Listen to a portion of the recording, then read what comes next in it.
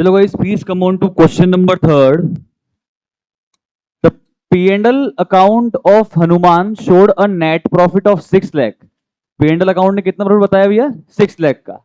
After considering the closing in stock of 3,75,000 का इन्होंने stock लिया, तब ही क्या आया जी हमारा प्रॉफिट आया 6 लाख का. अच्छा, ट्रेडिंग बनाते हैं हम लोग तो क्रेडिट साइड पे लगते हैं बाय नेट सेल्स, ठीक है, बाय क्लोजिंग स्टॉक, और डेबिट साइड पे to opening stock, to purchase, to direct expense. जब हम क्रेडिट साइड में से सारे डेबिट साइड वाले माइनस कर देते तो हमारा क्या आता है? Gross profit. तो सर क्लोजिंग स्टॉक इन्होंने कितना लिया? 375, उसकी वजह से प्रॉफिट आया होगा हमारा, और उसके बाद में इनडायरेक्ट एक्सपेंसेस माइनस करने के बाद और इनडायरेक्ट इनकम माइनस करने के इनडायरेक्ट इनकम ऐड करने के बाद हमारा नेट प्रॉफिट कितना आया? 6 लाख का. कितना आया? 6 लाख का. अब एक बात बताओ, अगर क्लोजिंग स्टॉक गलत है या मैं कहूं ग्रॉस प्रॉफिट ही गलत है, तो नेट प्रॉफिट भी गलत आया होगा. और बोलो, मान लो ओपनिंग स्टॉक में गड़बड़ी है, मान लो कोई परचेज में गड़बड़ी है, मान लो कोई डायरेक्ट एक्सपेंस में गड़बड़ी है, या क्लोजिंग स्टॉक में गड़बड़ी है, या सेल्स में गड़बड़ी है, तो सर हमारे ग्रॉस प्रॉफिट में भी गड़बड़ी है. हेलो बोलो, क्लियर है क्या? और ग्रॉस प्रॉफिट में प्रॉब्लम है तो नेट प्रॉफिट में भी प्रॉब्लम ही होगी ना भाई. अगर ग्रॉस प्रॉफिट गलत है तो नेट प्रॉफिट भी गलत होगा. हेलो कम ऑन, समझ में आ रहा है क्या? हेलो. अच्छा चलो ठीक है सर, ग्रॉस प्रॉफिट बिल्कुल सही मान लो ग्रॉस प्रॉफिट बिल्कुल सही, पर पी&एल में आने के बाद इनडायरेक्ट इनकम गलत ऐड करी हुई है, इनडायरेक्ट एक्सपेंस गलत लेस करे हुए हैं, तो भी नेट प्रॉफिट गलत, तो भी नेट प्रॉफिट गलत. तो कुल मिला के हमारे को अगर सही नेट प्रॉफिट निकालना होगा तो हमारे जितने भी ट्रेडिंग और पी&एल के आइटम है, एक्सपेंसेस और इनकम वाले, उनको सही कंसीडर करना होगा. ठीक है, तो ये कह रहा है कि हमने तो क्लोजिंग स्टॉक कितना लिया जी? 3,75,000. हमारा नेट प्रॉफिट कितना आया जी? 6 लाख. यहां तक क्लियर? Yes sir. अब देखते हैं ये क्या कह रहा है. ये कह रहा है कि जब हमने अल्टीमेटली ये आंसर, ये पी&एल वगैरह निकाल दिया, उसके बाद हमें कुछ इंफॉर्मेशन मिली. जब हमने क्या करी? बुक्स की क्या करी? बुक्स की स्क्रूटिनी. अब स्क्रूटिनी का मतलब क्या होता है? जांच करी, ठीक है, चेकिंग करी, उसको इन्वेस्टिगेट किया, उसको जब हमने ऑडिट किया, बेसिकली ऑडिट किया, तब पता लगा कि यार कुछ गड़बड़े हो चुकी है हमसे तो कुछ एरर्स हो चुकी है. तो अब देखते हैं इनको क्या स्क्रूटिनी के अंदर क्या क्या एरर्स मिली है. ये कह रहे हैं कि हमने साल भर में एक परचेज की थी, पर वो परचेज थी किसकी? इलेक्ट्रिक फिटिंग्स की. अब ये तो मेरे फर्नीचर फिक्सचर का पार्ट होना चाहिए. किसका पार्ट होना चाहिए? फर्नीचर और फिक्सचर्स का, फर्नीचर और फिटिंग्स का पार्ट. पर अल्टीमेटली इसको हमने किसमें इंक्लूड कर लिया? परचेज में. जो कैपिटल एक्सपेंडिचर है उसको रेवेन्यू एक्सपेंडिचर मान लिया, जो असेट है उसको मैंने एक्सपेंस मान लिया, जो असेट मानना चाहिए उसको मैंने एक्सपेंस मान लिया. अगर मैंने असेट को एक्सपेंस मान लिया तो मेरा प्रॉफिट बढ़ा होगा या कम हुआ होगा? अरे बोलो, बोलना पड़ेगा, सोचना पड़ेगा. सर अगर मैंने, मेरा 15,000 का एक्सपेंस है ही नहीं और उसको मैंने एक्सपेंस में लिख दिया, तो मेरा प्रॉफिट कम हुआ होगा या बढ़ गया होगा? कम हुआ होगा ना सर. जितना एक्सपेंस बढ़ाऊंगा उतना प्रॉफिट कम होगा. तो ये गलत है या सही है? गलत है. प्रॉफिट गलत कम हो रखा है, क्या कर देंगे अब? 15,000 बढ़ा देंगे, क्योंकि मुझे तो क्या निकालना है सर? Corrected profit. क्या निकालना है सर? करेक्टेड, यानी कि एडजस्टेड नेट प्रॉफिट. तो क्या कर दूंगा सर मैं? प्रॉफिट में 15,000 ऐड कर दूंगा. कुछ समझ आ रहा है सर?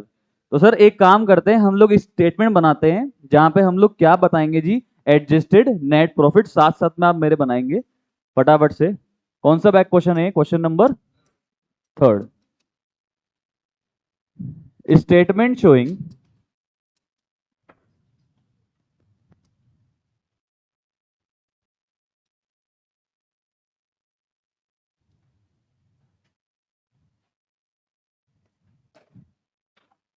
statement showing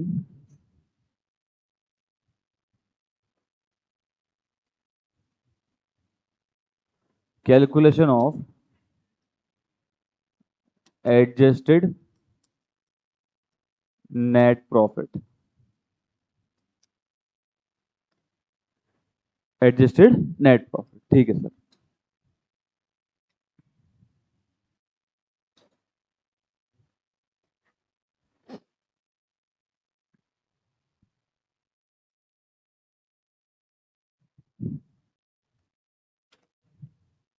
चलो यहाँ लिख दो पर्टिकुलर्स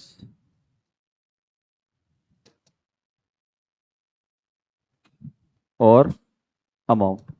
अब बताइए मुझे इन्होंने प्रॉफिट कौन सा दिया हुआ है जी? मुझे कितना प्रॉफिट दिया हुआ इन्होंने?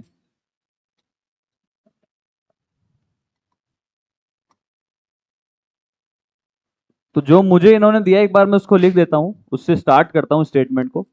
नेट प्रॉफिट एज पर पी एंड एल अकाउंट, जो भी इन्होंने पी एंड एल बना के दिया उसके हिसाब से इनका नेट प्रॉफिट कितना आ रहा है जी? 6 लाख। कितना आ रहा है? 6 लाख। अब इस 6 लाख के प्रॉफिट को निकालने के लिए इन्होंने परचेज के अंदर 15,000 ऐड करके ज्यादा माइनस कर रखा है, जो कि गलत है। तो मुझे वापिस से क्या कर देना पड़ेगा सर? ऐड कर देना पड़ेगा। ठीक है, तो मैं क्या लिखूं यहाँ पे? Add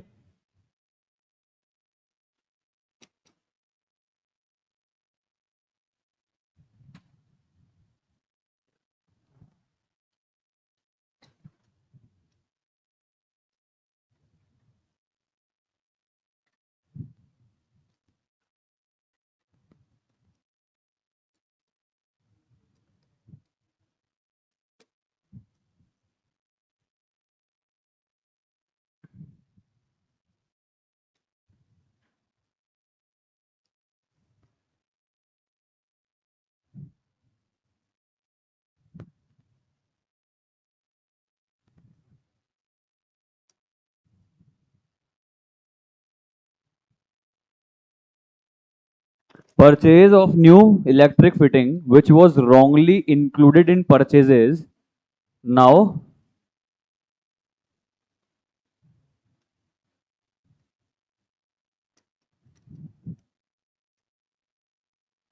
rectified. और अगर ये रेक्टिफाई कर देंगे तो क्या हो जाएगा सर? प्रॉफिट बढ़ जाएगा।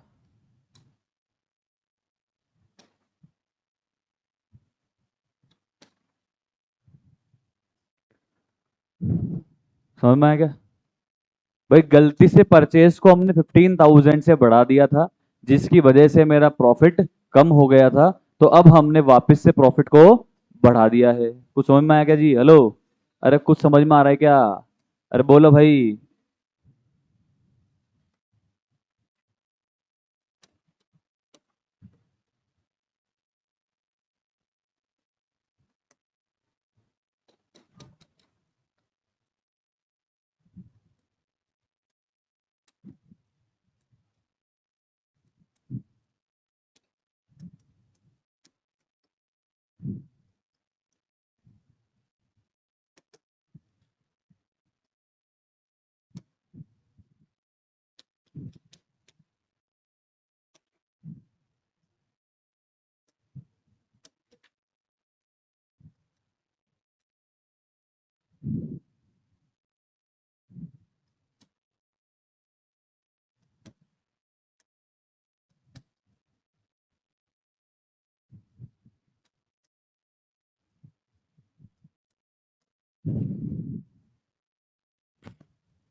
ऑप्शनल है, आपको लिखना चाहते हो तो लिखिए। एग्जाम में तो लिखना नहीं होता इतना, ठीक है, पर आप जब रिवाइज कराओगे तो प्रॉब्लम नहीं आएगी आपको। मैं तो मेरी सीए फाइनल की पढ़ाई ऐसे ही करता था भाई। जो भी चीज़ होती थी उसको हिंदी में लिख लेता था, सीधी बात है, क्योंकि we are more comfortable in Hindi, obviously.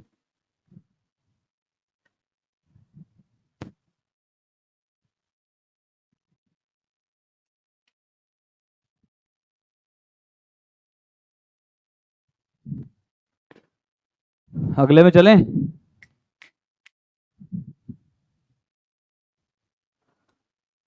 Next क्या है जी? Hanuman gave away goods valued at 40,000 as free samples for which no entry was made in the books of accounts. इसका मतलब क्या है? तो सर फ्री सैंपल की तरह दे दिए, अल्टीमेटली क्या दिए होंगे? क्या एंट्री होती है madam? Advertisement expense account debit to purchases entry कर देनी चाहिए थी। Hello, advertisement account debit to purchase entry कर देनी चाहिए थी, इन्होंने नहीं करी। अब कर दें? अब कर देंगे तो क्या हो जाएगा बताओ? अब करेंगे तो प्रॉफिट पे क्या इंपैक्ट आएगा? हाँ सर, प्रॉफिट कम हो जाएगा। कैसे? हाँ, तो एक एक्सपेंस कम हो गया, तो एक्सपेंस कम हो गया तो प्रॉफिट बढ़ना चाहिए ना, बस प्रॉफिट बढ़ जाएगा। एंट्री क्या हुई सोच के बोलो? Advertisement expense account debit to purchase हुई, उससे क्या कम हुआ? डायरेक्ट एक्सपेंस परचेज कम हुआ, पर इनडायरेक्ट एक्सपेंस बढ़ भी तो गया। एक एक्सपेंस कम हुआ, एक बढ़ गया, तो प्रॉफिट पे कोई इंपैक्ट आएगा क्या? अरे बोलो सर, प्रॉफिट पे कोई इंपैक्ट नहीं आएगा। कुछ समझ रहे हो क्या? प्रॉफिट पे कोई भी इंपैक्ट नहीं आएगा। कुछ समझ रहे हो? तो चलो सर इसको लिखते हैं, अपन इसको एक बार लिखते हैं जरूर, ठीक है। ये फर्स्ट पॉइंट हो गया ना अपने यहाँ पे।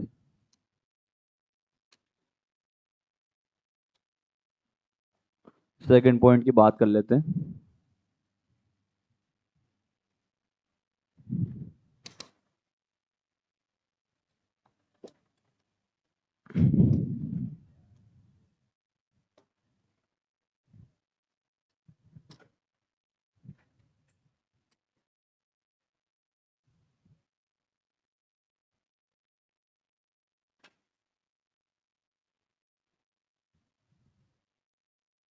कितना रुपए था?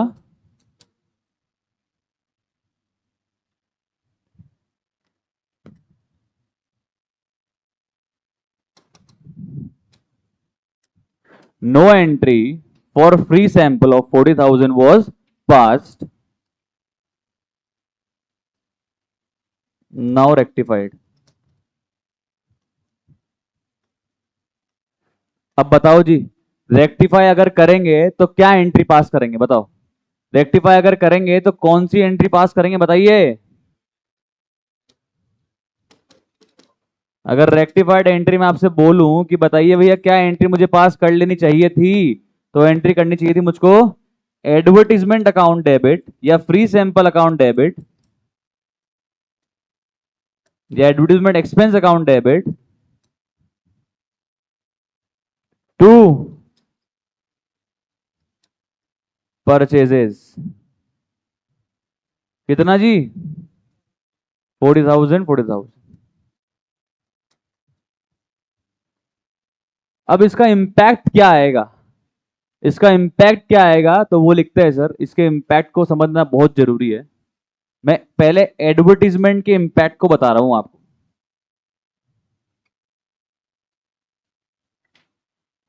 अगर एडवर्टीजमेंट एक्सपेंस हम लोग बढ़ा देंगे, इंडायरेक्ट में हम लोग बढ़ा देंगे, तो अल्टीमेटली मेरा प्रॉफिट कम हो जाएगा। और परचेज के एक्सपेंस को अगर मैं कम कर दूंगा तो मेरा प्रॉफिट बढ़ जाएगा। यही है ना कहानी? अरे बोलो भाई। पहले हमने एडवर्टीजमेंट एक्सपेंस को रिकॉर्ड नहीं किया, अगर अब हम करेंगे रिकॉर्ड तो मेरा क्या होगा जी? प्रॉफिट्स कम हो जाएंगे, प्रॉफिट्स कम हो जाएंगे। तो एडवर्टीजमेंट एक्सपेंस से क्या होगा, मैं अपनी लैंग्वेज में, हिंदी लैंग्वेज में लिख रहा हूं आपके लिए, मतलब इंग्लिश में लिख रहा हूं कि advertisement expense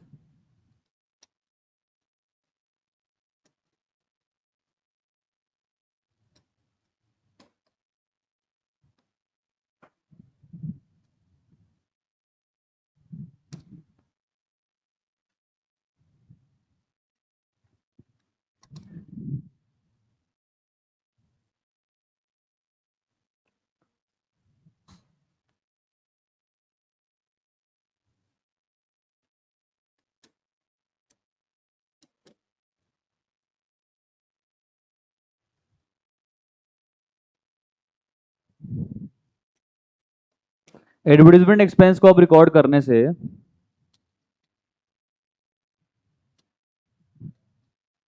indirect expense increase हो जाएंगे,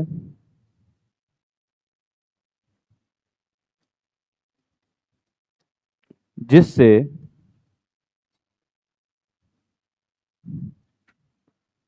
प्रॉफिट, हाँ जिससे क्या हो जाएगा? प्रॉफिट कम हो जाएगा।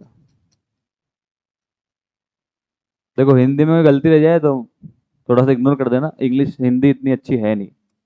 चलो, तो लेस कर देता हूँ यहाँ पे 40,000, रेड पेन से 40,000 मैंने लेस कर दिया। ये तो पहला इंपैक्ट डाल दिया मैंने। एडवर्टीजमेंट एक्सपेंस को अब रिकॉर्ड करने से इंडायरेक्ट एक्सपेंस इंक्रीज हो जाएंगे, मतलब बढ़ जाएंगे, जिसकी वजह से क्या हो जाएगा सर? मेरा प्रॉफिट कम हो जाएगा। बिल्कुल शर्म मत करना लिखने से, मैं बता रहा हूँ आपको, एग्जाम में ये बहुत काम आएंगे आपके, बहुत काम आएंगे आपके। सर बता रहा हूँ, अब उसे पूछना नहीं पड़ेगा या क्या हुआ था कहानी। बिल्कुल शर्म करने की जरूरत नहीं है, हिंदी अपनी मातृभाषा है, घबराओ मत, लिखो।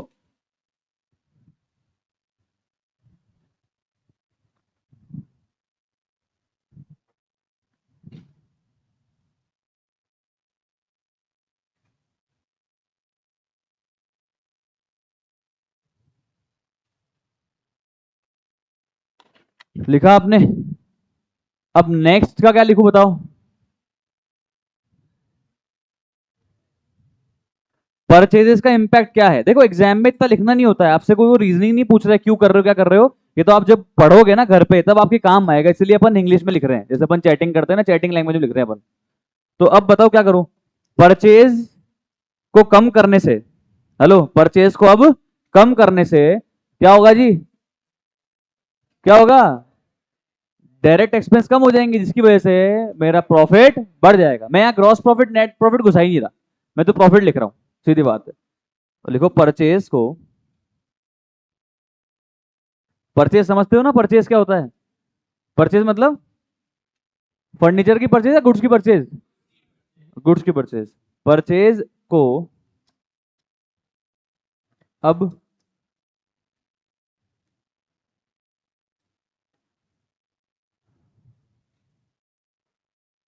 कम करने से डायरेक्ट एक्सपेंसेस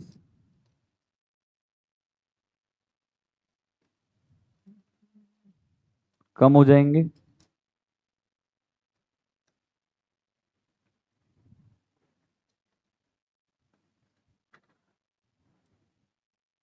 जिससे प्रॉफिट्स बढ़ जाएंगे या प्रॉफिट्स इंक्रीज हो जाएंगे। बढ़, सही है, ऐसे लिखते हैं क्या? बढ़, वेरी गुड। अबे हिंदी नहीं आती तो नहीं आती इतनी कोई मतलब। तो सर प्रॉफिट बढ़ा दिए। अगर देखा जाए तो नेट इफेक्ट क्या है? नेट इफेक्ट क्या है? एक की वजह से वोडाफोन कम हो रहे हैं और एक की वजह से वोडाफोन बढ़ रहे हैं, तो नेट इफेक्ट क्या है? जीरो। कुछ समझ आया? तो आप कह रहे थे ना इसका no no effect on the basically profits, तो भी आंसर आपका सही था। ठीक है, ये अपन ने समझने के लिए किया है कि क्यों इसका इफेक्ट नहीं है। आगे चलें, यहां तक क्लियर? बोलो जी। यस सर, आगे please come on. Third point, invoices for goods amounting to 2,50,000 have been entered on 27th March 2020, but the goods were not included in the stock। मतलब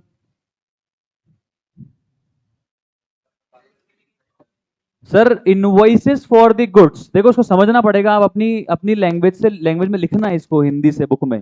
क्या कहानी है? कहानी ये है, हमने परचेज की थी जी। कब की थी परचेज? 27 मार्च को।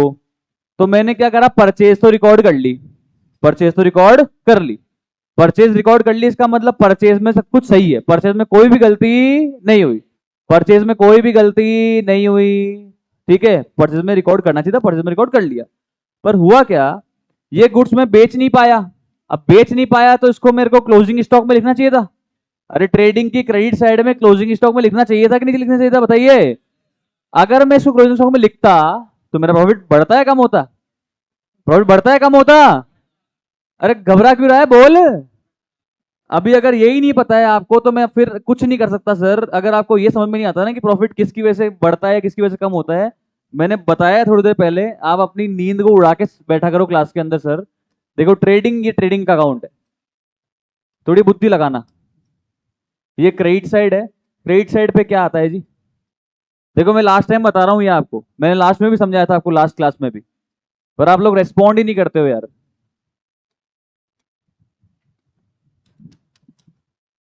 और मुझे ब्लैंक बच्चों को पढ़ाने में बिल्कुल मजा नहीं आता। अब एक बात बताओ, ग्रॉस प्रॉफिट कैसे निकलता है? वैसे तो सेल्स माइनस सीओजीएस, और ट्रेडिंग से निकाले तो sales plus closing stock minus opening stock minus purchase minus direct expense, ये निकलता है ना। हेलो, ये आ गया मेरा ग्रॉस प्रॉफिट। ऐसे आता है, क्रेडिट साइड माइनस यहां तक की डेबिट साइड, तो मेरा जीपी आ जाएगा। यही कहानी है। मैंने अगर क्रेडिट साइड को बढ़ा दिया तो प्रॉफिट बढ़ेगा या कम होगा? बढ़ेगा ना। प्रॉफिट विल इंक्रीज और डिक्रीज? Increase, sure. अगर मैंने इस साइड को कम कर दिया, हेलो, कम कर दिया तो प्रॉफिट कम हो जाएगा, प्रॉफिट कम हो जाएगा। एक चीज तो समझ में आ गई। अब एक चीज और समझना, अगर मैंने मेरी डेबिट साइड को जानबूझ के बढ़ा दिया ये सही है, सेल सही लिखी हुई है, क्लोजिंग स्टॉक सब कुछ सही लिखी हुई है, बढ़ाया कम नहीं करा इसको, इसको कुछ भी नहीं किया इस बार मैंने ओपनिंग स्टॉक को या फिर परचेज को या फिर ट्रेड एक्सपेंस को बढ़ा दिया, तो प्रॉफिट कम होगा या बढ़ेगा? कम होगा ना भाई, प्रॉफिट कम हो जाएगा। और अगर मैंने मेरे एक्सपेंसेस को ही कम कर दिया तो बट ऑब्वियस सी बात है मेरा प्रॉफिट, कुछ समझ आ रहा है क्या? पक्का? मतलब अगर सेल्स या क्लोजिंग स्टॉक को बढ़ा दूंगा तो मेरा ग्रॉस प्रॉफिट भी बढ़ जाएगा, अगर मैं इसको कम कर दूंगा तो मेरा ग्रॉस प्रॉफिट भी कम हो जाएगा। कुछ समझ में आ रहा है? अगर वो सब तो सही है, पर मैंने अब की बार डेबिट साइड के आइटम्स को बढ़ा दिया तो मेरा प्रॉफिट कम हो जाएगा, और अगर डेबिट साइड के आइटम को कम कर दिया तो मेरा प्रॉफिट ऑटोमेटिकली बढ़ जाएगा। समझ में आ रहा है क्या? अरे बोलो। इन्होंने परचेज को कुछ नहीं करा, इन्होंने परचेज को जो करना चाहिए था, मतलब परचेज में कुछ नहीं करा, मतलब परचेज में कोई गलती नहीं करी, गुड्स को परचेज में रिकॉर्ड करना चाहिए था, इन्होंने परचेज में भी रिकॉर्ड कर लिया। इनवॉइसेस ऊपर एंटर्ड का मतलब हमने गुड्स परचेज की थी 27 मार्च को, इन्होंने परचेज मान ली और परचेज में सही एंट्री कर दी, परचेज में कोई गलती नहीं है। ठीक है, अब सुनो, वो गुड्स अगर नहीं बिके तो किस में इंक्लूड होने चाहिए? किस में इंक्लूड होने चाहिए? वो गुड्स क्लोजिंग स्टॉक में इंक्लूड होने चाहिए थे, इन्होंने क्लोजिंग स्टॉक में उसको इंक्लूड नहीं करे, इसका मतलब क्रेडिट साइड उन्होंने क्या कर दी? कम कर दी, तो ग्रॉस प्रॉफिट क्या हो गया होगा? कम हो गया होगा। हेलो? अब अगर मैं इंक्लूड कर दूं, बढ़ जाएगा या कम होगा? अब अगर मैं उस स्टॉक को क्लोजिंग स्टॉक में इंक्लूड कर दूं तो मेरा ग्रॉस प्रॉफिट भी बढ़ जाएगा। कुछ समझ आ रहा है क्या? अरे बोलो। यही कहानी है, सेम टू सेम ये कहानी है। हेलो? चलो, अब इसको लिखते हैं अपन, आ जाओ।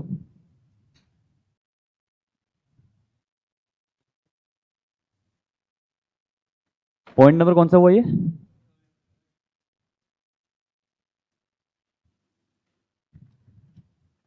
मैं फिर कह रहा हूं, परचेज में कोई गलती नहीं हुई है, परचेजेस के अंदर सही रिकॉर्डिंग हुई है, बस क्लोजिंग स्टॉक में रिकॉर्ड करना भूल गए। ये लिख सकते हो अपनी बुक्स में, लैंग्वेज के अंदर देखो, यही काम आएगा आपके एग्जाम में, जब आप पढ़ोगे ना 1 महीने पहले 15 दिन पहले, तो ये आपकी खुद की रिकॉर्डिंग खुद की नोटिंग ही काम आएगी आपके।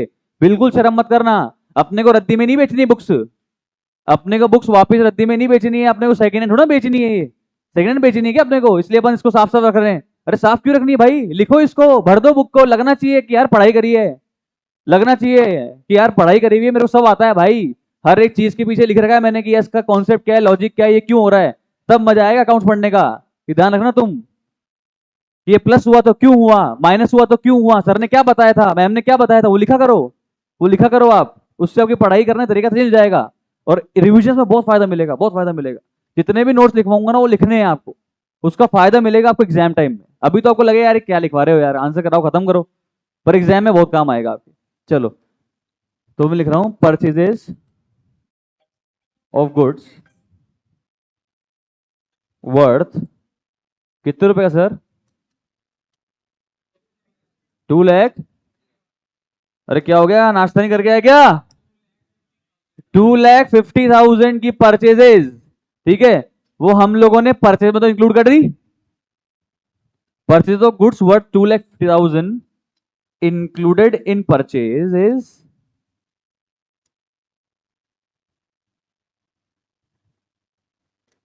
मतलब परचेज एक्सपेंस में तो इसको इंक्लूड कर दी, but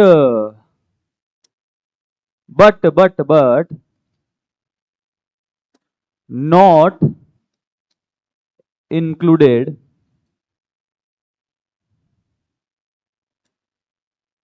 while valuing closing stock.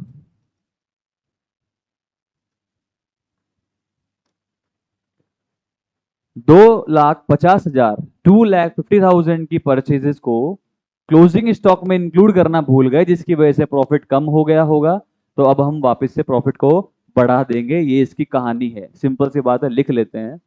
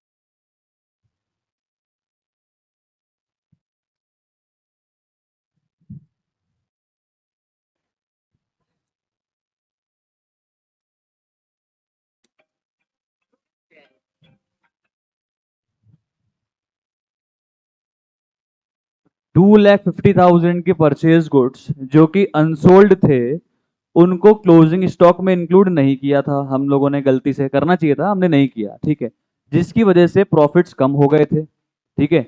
तो अब हमने क्या कर दिया जी, उसको क्लोजिंग स्टॉक में इंक्लूड कर दिया, जिसकी वजह से प्रॉफिट्स इंक्रीज हो जाएंगे। 2,50,000 प्लस कर देना है आपको। समझ में आ रहा है क्या, बोलो विथ कॉन्सेप्ट क्लैरिटी। चलें आगे। चलो नेक्स्ट पॉइंट में लिख लेना आप, मैं शेयर कर दूंगा आपसे शीट, अभी समझने में रहो। Fourth point, in March 2020 goods of rupees 2 lakh sold and delivered delivery were taken in the sales of, अच्छा सोल्ड एंड डिलीवर, सेल भी कर दी और डिलीवरी भी कर दी उसकी हम लोगों ने। अच्छा यहाँ पे कॉमा लगा लेना दोस्तों आप, यहाँ पे आप थोड़ा सा कॉमा लगा लेना, इन्होंने थोड़ा सा क्या मतलब पूरा लगा लेना, इन्होंने कॉमा लगाना भूल गए हैं ये लोग। तो सोल्ड एंड डिलीवर्ड मतलब हम लोगों ने मार्च में ही 2 लाख रुपीज के गुड्स को सेल कर दिया था सेल वैल्यू पे, बट उसको हमने किस किस मंथ के सेल में इंक्लूड किया। यार ऐसे क्यों किया यार, मार्च की सेल है तो मार्च में इंक्लूड करो ना। हेलो, अगर मार्च की ही सेल है तो मार्च में इंक्लूड करो ना, पर उन्होंने तो मार्च की सेल्स में इंक्लूड इसको नहीं किया। मतलब इन्होंने क्या कर रखी है, सेल्स कम कर रखी है, इन्होंने क्या कर रखी है, सेल्स कम कर रखी है, जिसकी वजह से क्या हो रखा होगा, प्रॉफिट भी कम हो रखा होगा। अरे समझ लो क्या। अब अगर सेल्स को बढ़ा देंगे, जो कि सही है, बढ़नी भी चाहिए, तो उससे क्या हो जाएगा, प्रॉफिट वापस से। कुछ समझ आया, श्योर।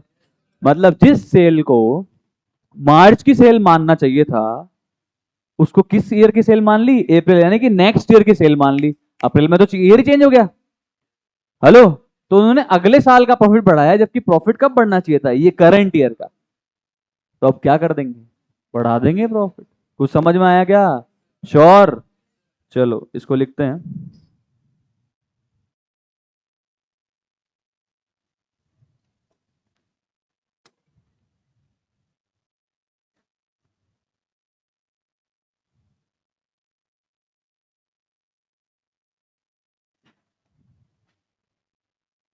कौन सा पॉइंट है ये दोस्तों,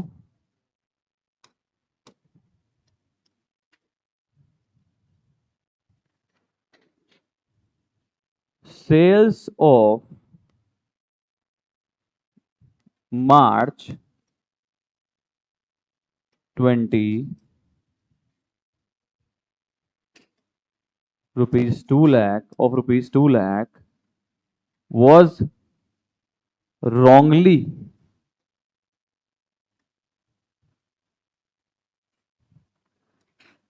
taken as sales of April।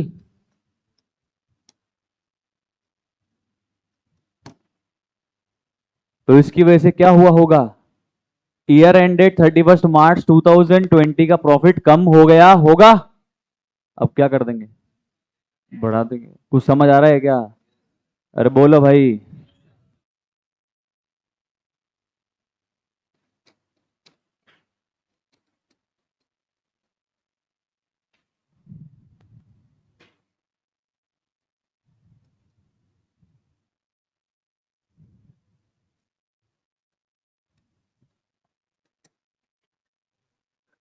हाँ जी,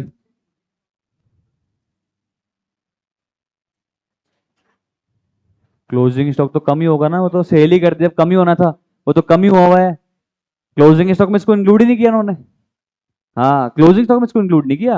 इसका एक एस्पेक्ट ये है, अगर तुमको लगेगा नहीं नहीं नहीं नहीं नहीं भाई, इसको तो उन्होंने क्लोजिंग स्टॉक में ऐड कर दिया होगा, नहीं नहीं नहीं, वो तो ऑटोमेटिक, क्योंकि आपको पता है अपन इन्वेंट्री टेकिंग करते हैं। हेलो, तो उसको मतलब इन्होंने गुड्स को क्या करा, क्लोजिंग स्टॉक में सही ले लिया जी, क्लोजिंग स्टॉक में गलती नहीं करी, सिर्फ सेल्स में रिकॉर्ड करना है इसको भूल गए, सेल्स में रिकॉर्ड करना है इसको भूल गए। क्लोजिंग स्टॉक में गलती नहीं हुई है, सिर्फ किस में गलती हुई है, सेल्स में।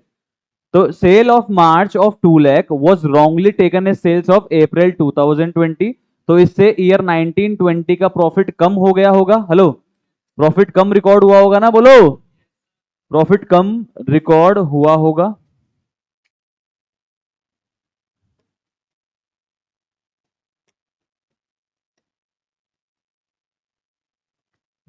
तो अब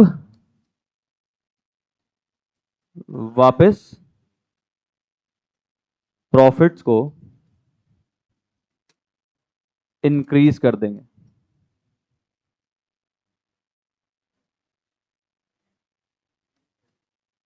कितने रुपए से सर? 2 लाख से प्रॉफिट को इंक्रीज कर देंगे। समझ में आया कि नहीं आया? अरे बोलो। अब दिक्कत तो नहीं आएगी जब भी अगली बार पढ़ेंगे कि अरे प्लस क्यों हो रहा है माइनस क्यों हो रहा है। ये इंपॉर्टेंट है। चलो आगे चलते हैं सर। लास्ट पॉइंट, अच्छा पॉइंट है, समझते हैं। ये एक्चुअली पूरा चैप्टर आएगा आपके आगे, sales of goods on approval और रिटर्न बेसिस। तो हुआ क्या है, कहां समझते हैं। हमने 75,000 की कॉस्ट के गुड्स सेल किए थे कभी? मार्च 2020 में, मार्च 2020 में, ठीक है। अच्छा, उसमें अपन ने कितना प्रॉफिट अल्टीमेटली ऐड करके सेल किया होगा? 33.33% ऑन कॉस्ट। 33.33% का मतलब 1/3 बोल लूं? हेलो, अरे 1/3 बोल दूं क्या इसको? Sure sir. देखो 75,000 की कॉस्ट थी, इसका आप 33.33% निकालो। हाँ जी, 25,000। सर कैलकुलेटर कहाँ है आपका? हाँ वेरी गुड, करो कैलकुलेट करो। आप ड्राइंग क्लास में थोड़ा ना हो यार, प्लीज कैलकुलेट। 75,000 का 33.33 कितना हो गया? 25,000। मतलब अपन ने 1 लाख रुपीस की सेल्स वैल्यू पे सेल्स रिकॉर्ड कर दी थी। सुनो, अप्रूवल कब आया? दो अप्रूवल जिसको अपन ने गुड सेल किए थे ना जी, उसका अप्रूवल कब आया? अप्रैल 2020 में। तो ये सेल भी कब की होनी चाहिए थी? अप्रैल 2020 की। बट इसको सेल्स कब की मान ली? सेल्स कब की मान ली? मार्च की सेल्स मान ली। हेलो, अपन ने सेल्स कब की मान ली इसको? मार्च की। तो जब मार्च की अपन ने इसको सेल्स मान ली, तो बट ऑब्वियस सी बात है अपन ने इसको क्लोजिंग स्टॉक में भी नहीं लिया होगा। मतलब सेल्स तो बढ़ा दी और क्लोजिंग स्टॉक में इसको काउंट ही नहीं किया, जबकि ये सेल्स है क्या मार्च की? कब की सेल्स है ये? अप्रैल की। कब की सेल्स है ये? अप्रैल की। तो अपने को सेल्स मार्च में प्लस करनी चाहिए या अप्रैल में? अपन ने किस में कर दी? मार्च में। मतलब अपन ने जबरदस्ती सेल्स बढ़ा ली, जबरदस्ती मेरा प्रॉफिट बढ़ गया। जबरदस्ती मैंने अपनी सेल्स बढ़ाई, जबरदस्ती प्रॉफिट बढ़ गया। अरे समझ में आ रहा है क्या? इसका एक इम्पैक्ट और एक एस्पेक्ट समझ में आ रहा है क्या, कि अपने को जो सेल्स अप्रैल में रिकॉर्ड करनी चाहिए थी उसको मैंने कब रिकॉर्ड कर दी? मार्च में। मतलब मैंने जबरदस्ती प्रॉफिट को बढ़ा दिया, जबरदस्ती जानबूझ के मतलब गलती कर दी, कुल मिला के बढ़ा दिया। होता क्या है, सेल्स एंड अप्रूवल का मतलब ये होता है कि भैया मैंने आपको गुड सेल किए, आपके पास अभी ऑप्शन है।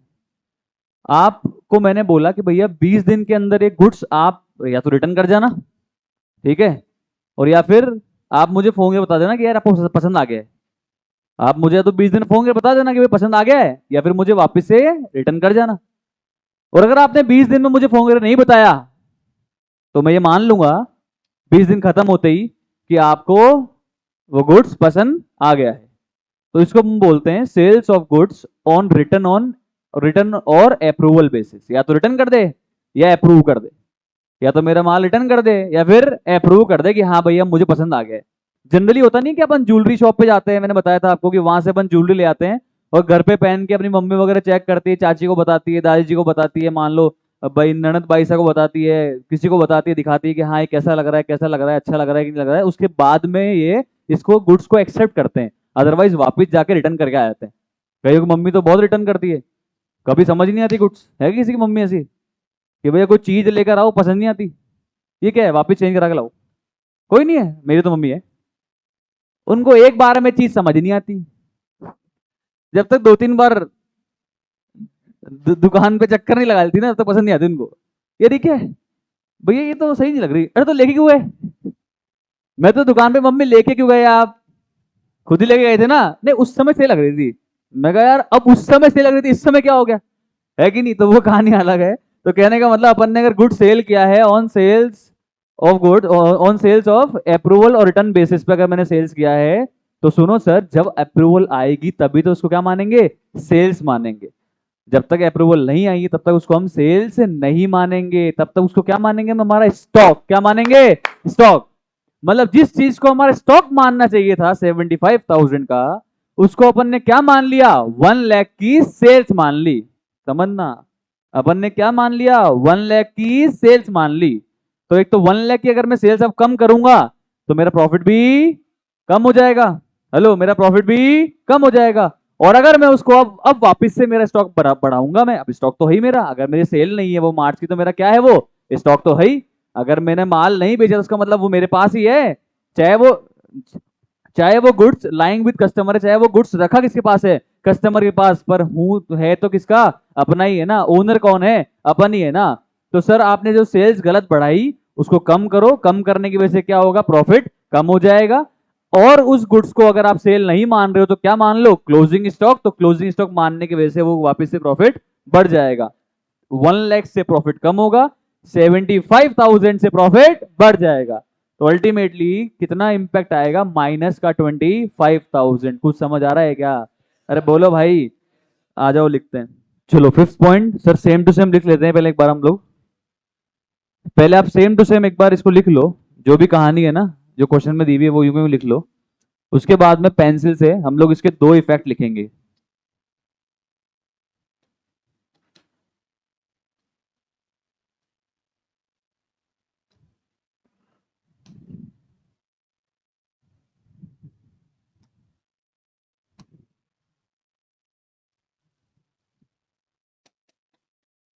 ₹1 लाख कैसे आया, ये 75,000 की तो कॉस्ट थी और 25,000 का प्रॉफिट था। उसको हम लोग क्या करेंगे, 1 लाख को सेल्स में से कम करेंगे। यस और नो, सेल्स में से कम कर लेना चाहिए।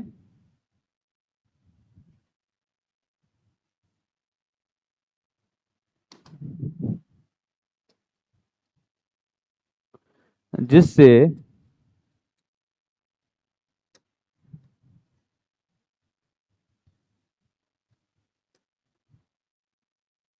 प्रॉफिट्स भी कम हो जाएंगे।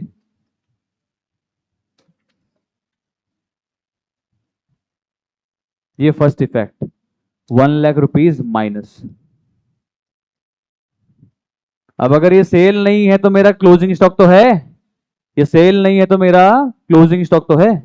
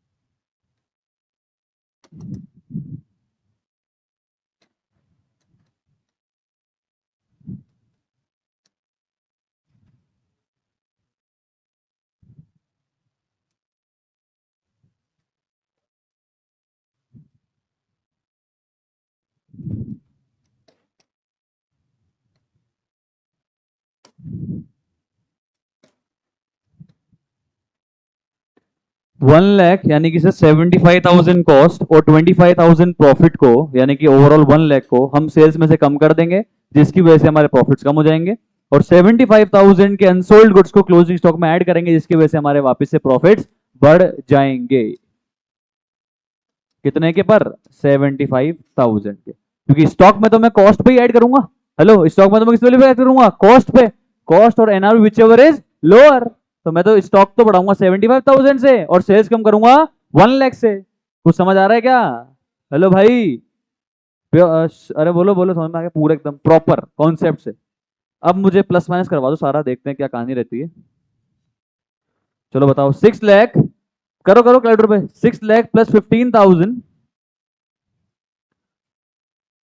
Minus 40,000 plus 40,000 plus 2,50,000 plus 2 lakh minus 1 lakh plus 75,000।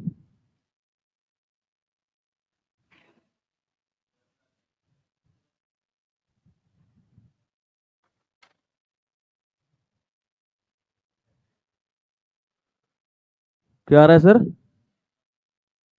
10 lakh, सही आ रहा है? 10,40,000।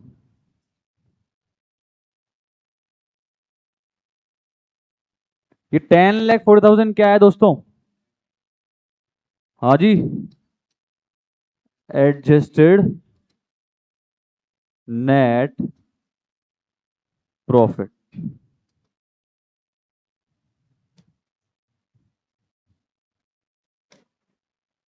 आई होप आपको समझ में आ गया होगा विथ कॉन्सेप्ट्स। बोलिए सर। Sure sir.